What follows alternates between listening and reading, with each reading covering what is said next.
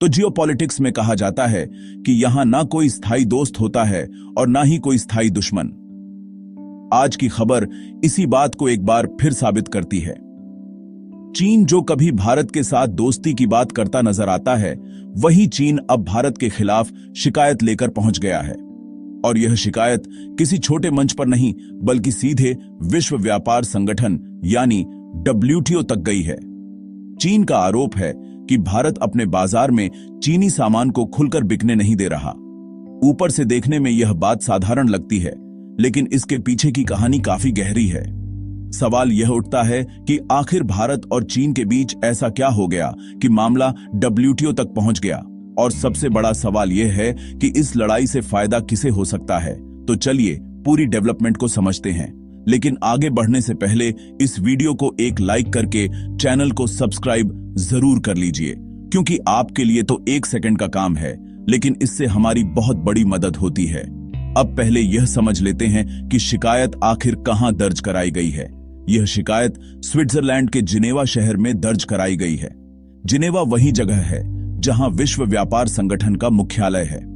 WTO वह संस्था है जहां दुनिया के लगभग 160 से ज्यादा देश मिलकर यह तय करते हैं कि अंतर्राष्ट्रीय व्यापार कैसे चलेगा।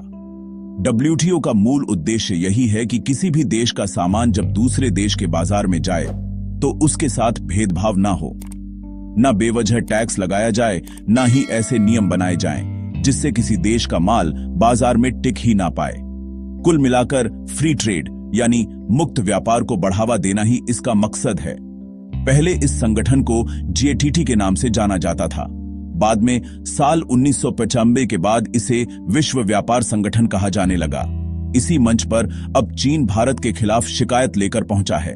चीन ने 2 खास सेक्टरों को लेकर आपत्ति जताई है। पहला सोलर सेक्टर और दूसरा सेमीकंडक्टर सेक्टर। चीन का कहना है कि भारत सीधे तौर पर चीनी सामान पर रोक तो नहीं लगा रहा, लेकिन भारत अपनी घरेलू कंपनियों को सब्सिडी और इंसेंटिव देकर इतना सस्ता बना रहा है कि चीनी माल बाजार में टिक ही नहीं पा रहा। यानी नियमों की किताब में रहते हुए खेल पलट दिया गया है। यह पहली बार नहीं है जब चीन इस तरह की शिकायत लेकर गया हो। इससे पहले भी अक्टूबर महीने में चीन ने इलेक्ट्रिक व्हीकल बैटरी को लेकर भारत के खिलाफ WTO का दरवाजा खटखटाया था। अब बैटरी के बाद सोलर और सेमीकंडक्टर का नंबर आ गया है। चीन ने WTO से यह मांग की है कि भारत के साथ डिस्प्यूट कंसल्टेशन शुरू कराई जाए, यानी दोनों देशों को बैठाकर यह पूछा जाए कि भारत अपनी घरेलू नीतियों के जरिए चीनी कंपनियों के रास्ते में रुकावट क्यों खड़ी कर रहा है। अब यहां एक जरूरी बात समझनी होगी।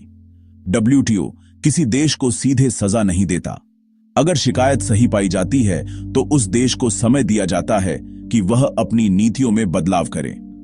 अगर बदलाव नहीं होता तो शिकायत करने वाले देश को यह छूट मिल जाती है कि वह जवाबी टैक्स या शुल्क लगा सके, यानी WTO के रास्ते टैरिफ लगाने को कानूनी जामा पहनाया जा सकता है। फर्क बस इतना है कि कुछ देश नियमों के भीतर खेलते हैं और कुछ खुद को नियमों से ऊपर मान लेते हैं। फिलहाल कहानी चीन और भारत की है। चीन का कहना है कि भारत सोलर सेल, मॉड्यूल और IT से जुड़े उत्पादों में अपनी कंपनियों को सरकारी मदद दे रहा है। इसी वजह से चीनी कंपनियों का नुकसान हो रहा है और उनका माल भारत में नहीं बिक पा रहा। अब यही वह बिंदु है जहां से असली कहानी शुरू होती है। आगे हम विस्तार से समझेंगे कि भारत ने ऐसा क्या किया है जिससे चीन बेचैन हो गया, और यह भी देखेंगे कि सोलर और सेमीकंडक्टर जैसे सेक्टर में भारत की रणनीति आखिर क्या है। अब जरा इस पूरी शिकायत की जड़ में चलते हैं और समझते हैं कि चीन को असल परेशानी किस बात से है। भारत ने बीते कुछ सालों में एक साफ फैसला लिया कि अगर देश को आत्मनिर्भर बनाना है तो केवल आयात के भरोसे नहीं बैठा जा सकता। इसी सोच से मेक इन इंडिया की नींव रखी गई और फिर उसे ताकत देने के लिए प्रोडक्शन लिंक्ड इंसेंटिव स्कीम यानी PLI योजना लाई गई। PLI स्कीम का सीधा सा मतलब है कि जो कंपनी भारत में उत्पादन करेगी उसे सरकार उत्पादन के हिसाब से आर्थिक मदद देगी।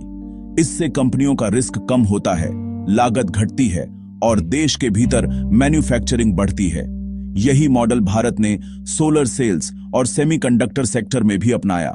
चीन का आरोप यही है कि भारत इस इंसेंटिव के जरिए अपने घरेलू प्रोडक्ट्स को कृत्रिम रूप से सस्ता बना रहा है। मान लीजिए किसी सोलर पैनल की लागत Rs आती है और सरकार PLI के तहत उसमें से Rs पाली का बोझ खुद उठा लेती है।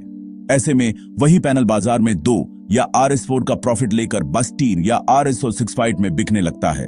अब जब ग्राहक के पास सस्ता भारतीय विकल्प मौजूद है तो वह चीनी पैनल क्यों खरीदेगा? यहीं पर चीन को दर्द हो रहा है, क्योंकि सोलर सेक्टर में चीन आज भी दुनिया का सबसे बड़ा खिलाड़ी है। आंकड़ों की बात करें तो दुनिया में बनने वाले करीब 80% सोलर कंपोनेंट्स चीन में तैयार होते हैं। सोलर वेफर का लगभग 8% और सोलर सेल्स का करीब 22% उत्पादन चीन करता है। चीन की सोलर ताकत का अंदाजा इसी बात से लगाया जा सकता है कि आज वह करीब 1100 गीगावाट से ज्यादा सोलर एनर्जी क्षमता हासिल कर चुका है, यानी 1 टेरावाट से ज्यादा। यह दुनिया में पहला देश है जिसने यह आंकड़ा पार किया है। अकेले चीन में ही दुनिया की करीब 63% सोलर इंस्टॉलेशन मौजूद है। वहीं अगर भारत की बात करें तो भारत ने 2030 तक 500 गीगावाट रिन्यूएबल एनर्जी का लक्ष्य रखा है, जिसमें सोलर, विंड, हाइड्रो और अन्य स्रोत शामिल हैं। फिलहाल भारत की कुल रिन्यूएबल इंस्टॉल्ड कैपेसिटी करीब 220 गीगावाट के आसपास है। वित्त वर्ष 2024 से 2025 के दौरान भारत ने करीब 29 गीगावाट नई रिन्यूएबल क्षमता जोड़ी। इसमें से सोलर एनर्जी का योगदान करीब 23 गीगावाट के आसपास रहा। यह आंकड़े प्रेस इंफॉर्मेशन ब्यूरो के जरिए सामने आए हैं। अब चीन की रफ्तार से इसकी तुलना कीजिए।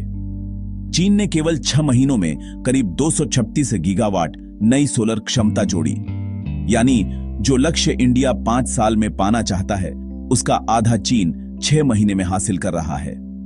इसी अंतर ने चीन को इतना बड़ा सोलर एक्सपोर्टर बना दिया है। जब दुनिया सोलर की तरफ बढ़ रही है तो चीन के लिए नए बाजार जरूरी है। भारत एक बड़ा बाजार है क्योंकि यहां सोलर की मांग तेजी से बढ़ रही है, लेकिन भारत ने फैसला किया कि सिर्फ चीनी पैनल खरीदने से बेहतर है अपने देश में फैक्ट्रियां लगाई जाएं, रोजगार पैदा किया जाए और टेक्नोलॉजी विकसित की जाए। यहीं से टकराव शुरू हुआ। भारत ने सोलर पीवी मैन्युफैक्चरिंग के लिए करीब Rs28,000 करोड़ के निवेश की योजना बनाई। सेमीकंडक्टर सेक्टर में भी भारी पैमाने पर इंसेंटिव घोषित किए गए ताकि चिप मैन्युफैक्चरिंग भारत में शुरू हो सके। चीन ने अपनी शिकायत में बाकायदा भारत सरकार की PLI स्कीम से जुड़े दस्तावेज भी लगाए हैं। यहां तक कि प्रेस इंफॉर्मेशन ब्यूरो के आंकड़ों का हवाला देकर कहा गया है कि भारत अब तक करीब Rs59,000 करोड़ इंसेंटिव के तौर पर बांट चुका है। इन इंसेंटिव्स का असर साफ दिख रहा है। मोबाइल फोन मैन्युफैक्चरिंग बढ़ी है, ऑटो कंपोनेंट्स का उत्पादन तेज हुआ है, फार्मा और फूड प्रोसेसिंग जैसे सेक्टर में भारत की हिस्सेदारी बढ़ी है, और सबसे अहम बात यह है कि लाखों लोगों को रोजगार मिला है।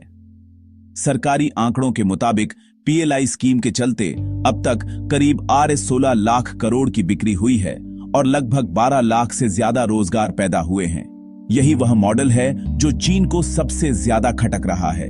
यही वजह है कि चीन बार बार WTO का रुख कर रहा है, पहले EV बैटरी को लेकर और अब सोलर और सेमीकंडक्टर को लेकर। लेकिन असली सवाल अभी बाकी है।